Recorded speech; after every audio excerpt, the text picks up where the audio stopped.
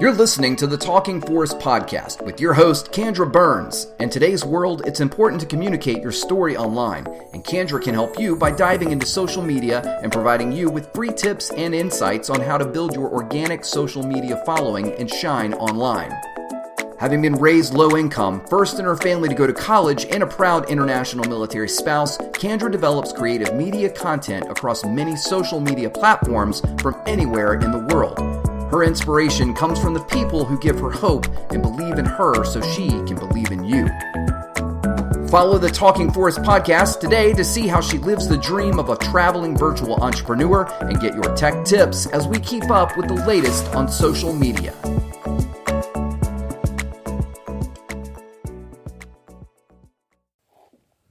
Hi, and welcome to the Talking Forest podcast. This is your host, Kendra Burns, and I'm really excited to have Tyrone and Edna Williams. We are in person today.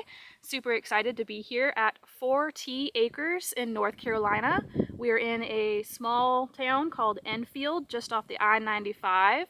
And I'm excited to learn more about what the Williams have been doing on their tree farm, and excited to hear about some of the certifications they have, some of the forests, and some of the farming fields that they have. So welcome. Thank you for having me. No, thank you. Thank you, Kendra. Appreciate it.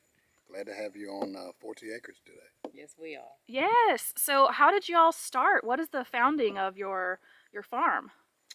Well, it's a lot of, I guess, history in a lot of ways to approach it. But very simply, my grandfather started this whole thing. He purchased 38 acres of land in 1916 for $864. And of course, we all know that, that's a great feat during that time for anybody, but particularly for an African American. So we're extremely proud that he was able to do that. It's been passed from his generation to the next generation, which is my father and grandfather, my father and uncles and aunts. And now my first cousins and I own the larger Williams farm. And Edna and I and our sons own 40 acres. So we are about 106 years old. We're very, very proud of that. And we want to continue this legacy into the next generation and future generations. Yeah, absolutely.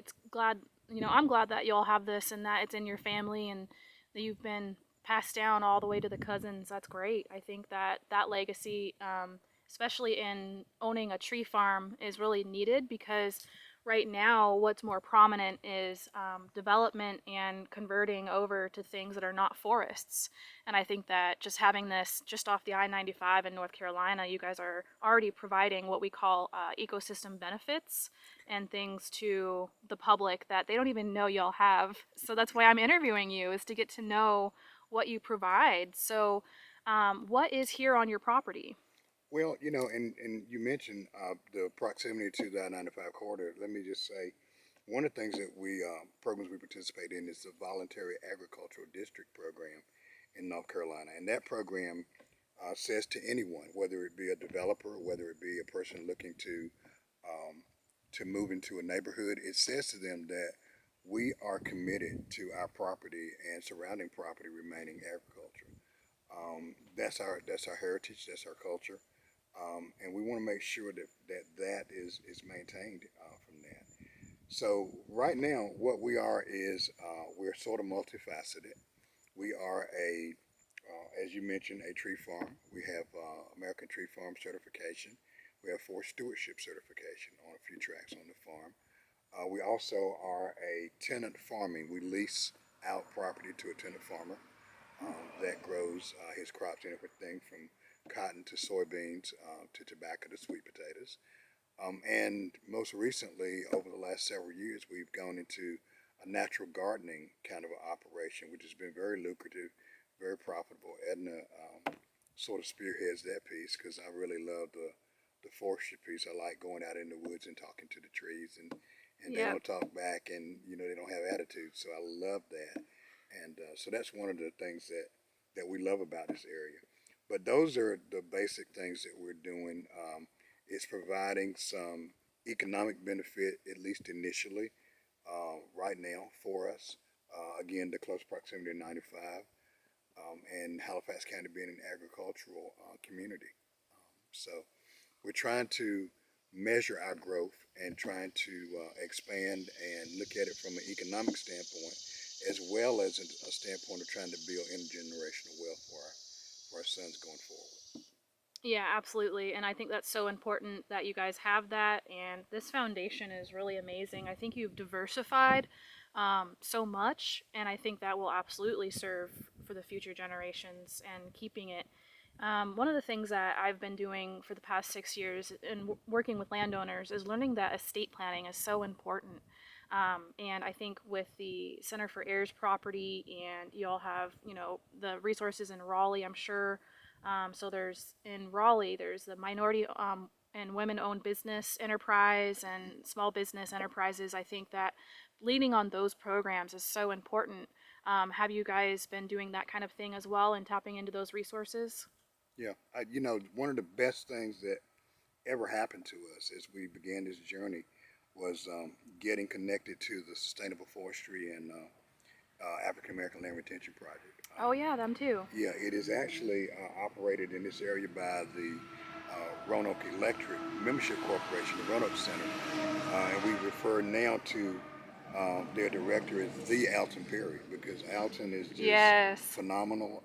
He has been there with us every step of the way since 2014, and so we've taken advantage of not only the financial resources that they have been able to provide, but more importantly, the moral support and the technical support that they've been able to provide.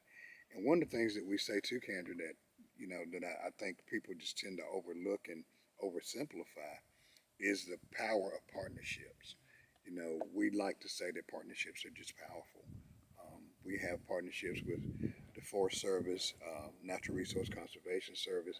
I really hate to start naming, because if I start naming, I may leave out someone, but we have just had a wealth of partners that have been able to help us, and those resource professionals that we've been able to tap into that has helped us to get to where we are today.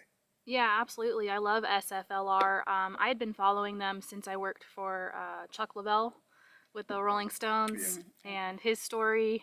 Worked on it for about 2 years, and so I learned about it then, and I wrote about it because it was passionate. It was just a great program, and when I learned about some of the dark history of redlining and getting buyouts and all that kind of thing, I didn't want to be a part of it. I wanted to be a part of something greater, something bigger, something better for minorities. And so I'm glad that you guys have that support and you're connected so well.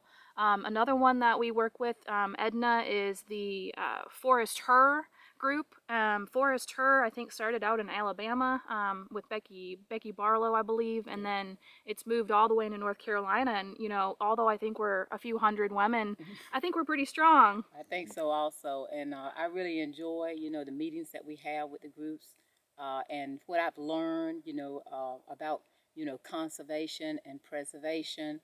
Because that's one of the things that we want to make sure that we maintain here is preservation of our property, for our children and the legacy that's going to go further than them.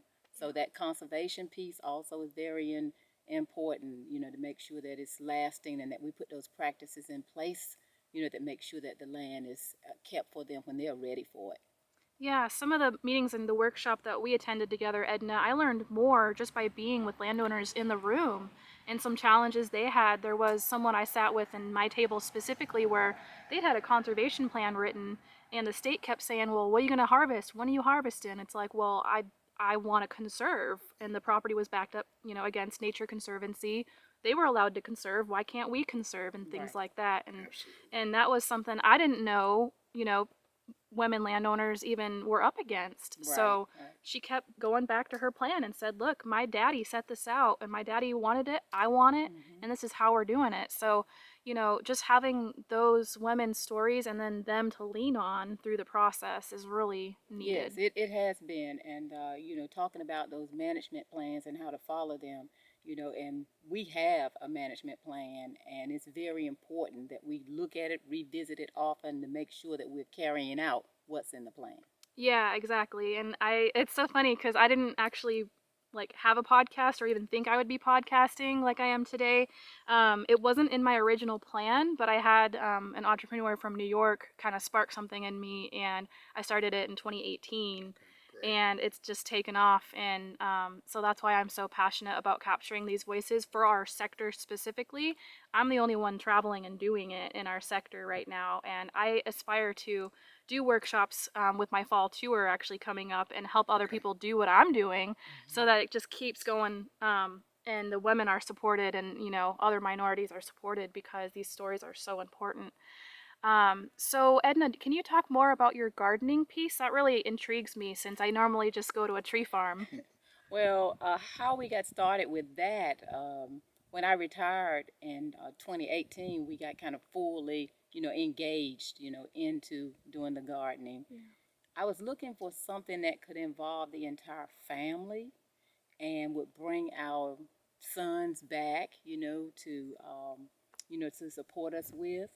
They don't live that far away from here, so it's been a good family gathering kind of event also. When we looked at forestry and how long it would take to see, a profit coming from that, I kind of talked with Tyrone and said, well, let's look at a gardening piece, and it will only, benefit. It will not just only benefit, us, with nutrition and all of that, but it would be something that also could involve the entire family. And so I kind of got in where I fit in when I retired, and we're letting our young men get in where they fit in. Mm-hmm. So it's been a great operation for us. So I heard that it just brought your family together. Yes. And it made like a puzzle. Yes, it did. Yeah, a conundrum. Yeah. Yes. Yeah. And what we're doing here is growing natural gardening. We're not using any pesticides or herbicides. We looking at niche crops, and that includes kohlrabi, Chinese cabbage, arugula, specialty types of tomato like great white tomatoes and white cherry tomatoes. We also were trying our hand at a variety of vegetables, because we didn't know actually the land had been used for farming for so long. We didn't know what it would bear, how good was the soil. So it has given us an opportunity to try different types of vegetables, outside, and just to see what it was going to produce best. Yeah, absolutely. In forestry, we learn about site class, and the soil is one of the first things that we measure, and we see what site we're on, to see what we can produce and grow. But it's a much different timetable. Like you said, that is a very extended timetable comparatively to harvesting. And so, I don't think you guys would consider this commercial by any means, but it's a small business. So, what do you guys harvest and bring to customers? Well, right now we got an order that's going to go out this afternoon, but we have tomatoes, we do cucumbers, butternuts, squash. We have okra. You can see that's growing, out in the field now. And what else we have, Tyrone? I'm trying my hand at Thai basil. You know, usually a lot of people grow the regular basil, but I'm trying some Thai basil, and I'm liking that. We also have lemongrass, Okay. and learning how to process that. So we're trying to do some niche crops that everybody is not doing in our area. We're trying to expose our community, to a variety and diverse way of eating. Yeah, and I think too, Kendra, one of the things that, if we actually are coming out of the pandemic, but I think one of the things that the pandemic taught us was that we can't rely on our existing food chain. No. We just can't. And so, we tell people, if you want to come here and you're looking for a cabbage or a collard, you're probably not going to find it, because we want to look at something different. We sell Brussels sprout leaves. We sell broccoli leaves, because we know that those chains, if that chain breaks down and you can't get those kinds of vegetables, we want people to be able to say, well, I had some Brussels sprout leaves and that worked, and I can get those on a farm. I can get those on a place where somebody specializes in particular things. And so, as Edna mentioned, like the tomatoes, we grow white cherry tomatoes. We grow a great white tomato. Yeah. We grow a pink brandywine tomato. We want people to look at things differently of what's not in the grocery stores. We also grow those white tomatoes because they're less acidic. Some people can't do the acid. I have acid reflux. Yeah, Okay. yeah. So you'll have some you can try today. Yeah, Okay. Yeah. So we want to make sure that people have the opportunity for educating themselves about the diversity, as Edna said, that exists on a farm, and what you can get that's different, that is not the traditional. Yeah. There's something I've learned through my gardening is I've grown peppers in 3 different climates and 2 different continents, and my pepper growing went from the Northwest to Southwest Germany and then North Carolina. And I'm going to tell you right now, North Carolina, growing a pepper is really hard. It was the most challenge I ever had in my life. I didn't know the climate. I didn't know in the coastal plains that we would mostly have sand. And so I was going to tell, Tyrone, like I use potting soil because I have to have some sustenance in NPK to grow these peppers. And I think we just successfully grew banana peppers, and that was it. That's all we got out of our yard in North Carolina. However, in the other climates, we had habaneros and Thai chilies, we had serranos, jalapenos, the whole 9. And so that's been kind of for me challenging to learn. But and then also the traditional colors of that kind of fruit based is so different in the stores than it would be on your farm. Absolutely. And that education is key. So yeah, and that's I think again that's part of what we want to try to do is to get people to look at food differently. We tell people, because we're not using pesticides and herbicides and fertilize, we're not gonna have a watermelon that's this big. Ours is probably gonna be that big because there's those chemicals that stimulate the growth is just not there. And we get we do soil testing. We've had the soil tested. We know what nutrients we need in each individual pieces. So it's been a real learning experience for us. And again, having started all of this in about 2016 in terms of the gardening piece, it's been a real education over those past 6 years. And so right now we actually have we had at least one restaurant. We're working on a second restaurant that we're providing to. We actually provided something to them the other day. We also have at least 1 or 2 farmers markets that we're able to, local farmers markets that we're able to visit. As well as we have people, particularly during the pandemic, we had people because people wanted to get out. And again, you mentioned close proximity to 95. People wanted to get out. People would come by the farm, and we would actually be able to provide them produce right from the farm. wow.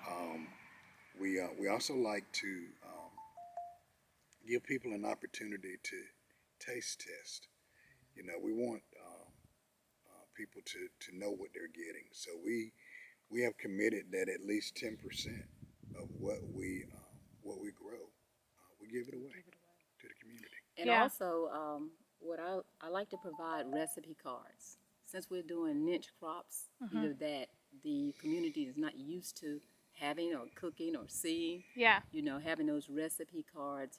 So I Google quite a bit, look at some cooking shows, and that helped me to come up with different types of recipes that I have with the vegetables when I'm selling them or giving them away, to the community. Which makes it more enticing and gives people creativity in order to utilize them. There's a lot of people out there that, me included, I'll buy something and it goes bad, and I'm like, no, that was not what I wanted to do. But with those recipes, it actually gives them an opportunity to cook with it and use it, and add it in. So and the taste test, it gives them an opportunity to taste to see what it's like. So when they get home, You know, they can do their own little additives. Yeah. Yeah, y'all's farmers markets in North Carolina are better than the ones I've been in, and actually the one in Raleigh runs like all week, like all the time, and it's just seasonal, and so that's a shocker to me because out in the north where I'm from, we just have it on the weekend, and it's in some of the cities here and there, but Right. it's not like as prominent as your agricultural community, which I definitely have appreciated while living here. Okay. Thank So. you. Thank you. Yeah. Yeah, so that's good. I think